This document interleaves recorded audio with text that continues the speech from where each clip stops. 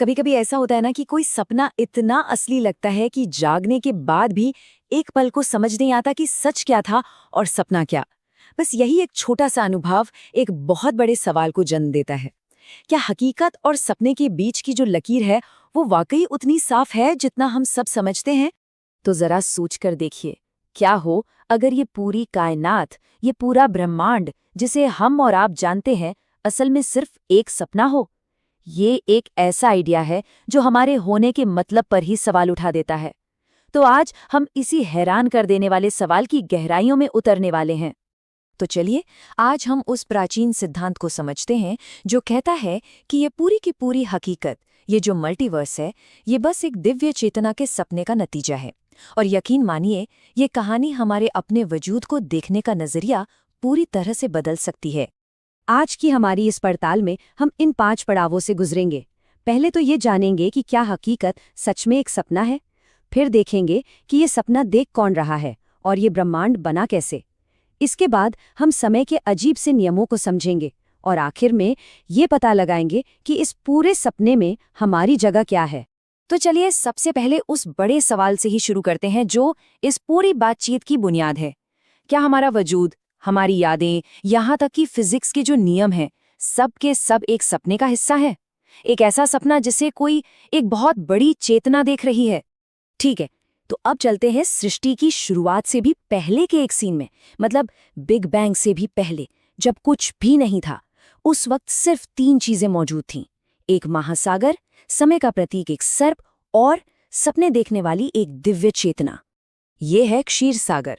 देखिए, ये कोई आम सागर नहीं है, ये तो शुद्ध ऊर्जा का एक अनंत महासागर है। ऐसा महासागर जो स्पेस और टाइम के नियमों से परे है। कहते हैं कि इसी में हर उस ब्रह्मांड की सारी जानकारी और एनर्जी छुपी है जो कभी भी बन सकता है। जरा सोचिए, इसकी बस एक बूंद में इतनी ताकत है कि वो कई मल्टीवर्सेस बना सकती है। ये कह सकते हैं हकीकत का रॉ मटेरियल है। और इसी ऊर्जा के सागर के बीच में तैर रहे हैं अनंत शेष। ये एक बहुत ही विशाल सर्प हैं जो खुद समय का जीता जागता प्रतीक हैं।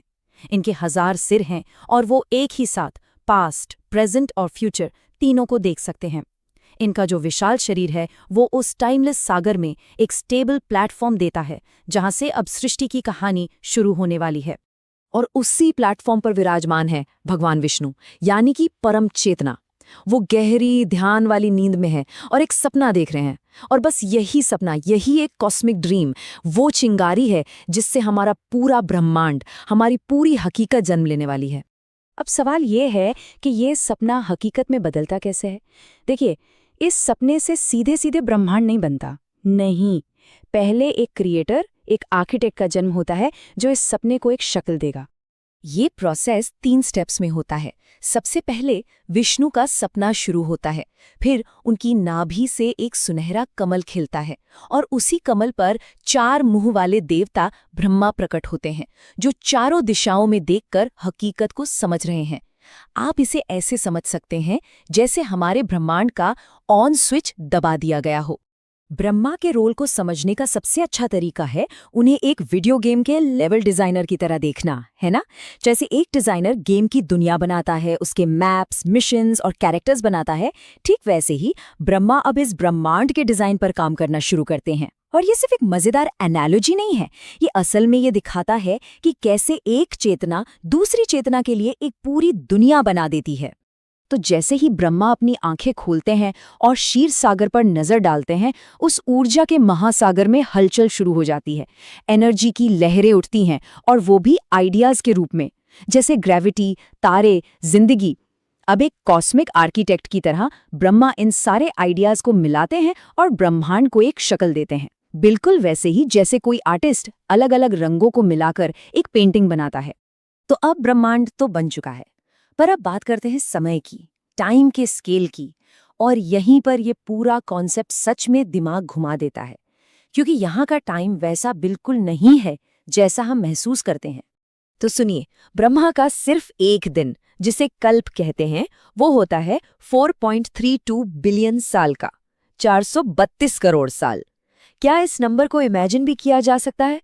बस इसी एक दिन के अंदर हमारा पूरा ब्रह्मांड एक्टिव होता है, गैलेक्सीज घूमती हैं, तारे जलते हैं और जिंदगी पनपती है। ये टाइम का इतना बड़ा स्केल है जिसकी हम कल्पना भी नहीं कर सकते। 1 मिनट में हम क्या करते हैं?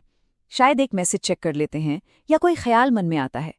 लेकिन ब्रह्मा के 1 मिनट में पूरी के पूरी गैलेक्सीज पैदा होकर खत्म हो सकती हैं। इस हिसाब से देखें तो हमारी जो 80-90 साल की जिंदगी है वो उनके लिए पलक झपकने से भी कम है। ये हमारे वजूद को एक बिल्कुल ही अलग पर्सपेक्टिव में रख देता है ना? और ब्रह्मा के इसी दिन में समय सीधी लकीर में नहीं चलता, बल्कि साइकिल्स में घूमता है, जिन्हें युग कहते हैं। पहला है सत्य युग, जो एक चमकती हुई सुबह की तरह है, सब कुछ सच और साफ। फिर आता है त्रेता युग, मतलब दोपहर का वक्त, जब बड़े बड़े राज और पॉलिटिक्स शुरू होते हैं। उसके बाद है द्वापर युग, यानी शाम का धुंधलका, जब सही गलत का कन्फ्यूजन बढ़ जाता है।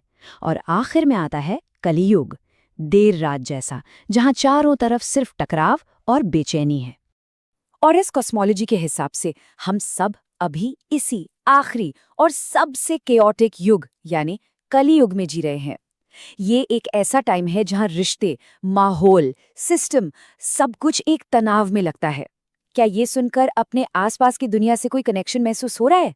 तो ठीक है, इस इतनी बड़ी कॉस्मिक कहानी में, इस इतने बड़े सपने में हमारी जगह क्या है? ये पूरा सिद्धांत हमारी अपनी जिंदगी और हमारी चेतना के बारे में आखिर कहता क्या है? चलिए अब इसके गहरे मतलब को समझते हैं। और सबसे दिलचस्प बात क्या है पता है? ये हजारों साल पुराना आइडिया आज की मॉडर्न साइंस की कुछ थ्योरीज से काफी मिलता जुलता है। जैसे कि सिम्युलेशन थ्योरी, जो कहती है कि शायद हम एक बहुत एडवांस्ड कंप्यूटर प्रोग्राम का हिस्सा हैं, है ना, विष्णु के सपने जैसा। या फिर क्वांटम फिजिक्स, जो बताती है कि कोई भी चीज असल में ठोस है ही नहीं, सब बस एनर्जी की वाइब्रेशंस हैं। ये बिल्कुल माया के कॉन्सेप्ट जैसा है, जो कहती है कि ये दुनिया एक भ्रम है, एक गहरी हकीकत की बस एक परछाई। तो सबसे बड़ा टेक अवे क्या है? यही कि इस कॉस्मिक स्केल पर हमारा मैं, हमारा ईगो कितना छोटा हो जाता है। जैसा कि ये लाइन कहती है, ब्रह्मांड के टाइम स्केल पर हम सब शायद एक फ्रेम भी नहीं है, बस एक पल के लिए एक चमक है। ये बात हमें एक बड़ी तस्वीर देखने के लिए मजबूर करती है। ये आपकी अपनी जिंदगी के बारे में क्या कहता है, कभी सोचा है? और आखिर में ये पूरी कहानी हमें एक बहुत गहरे सवाल के साथ छोड़ जाती है।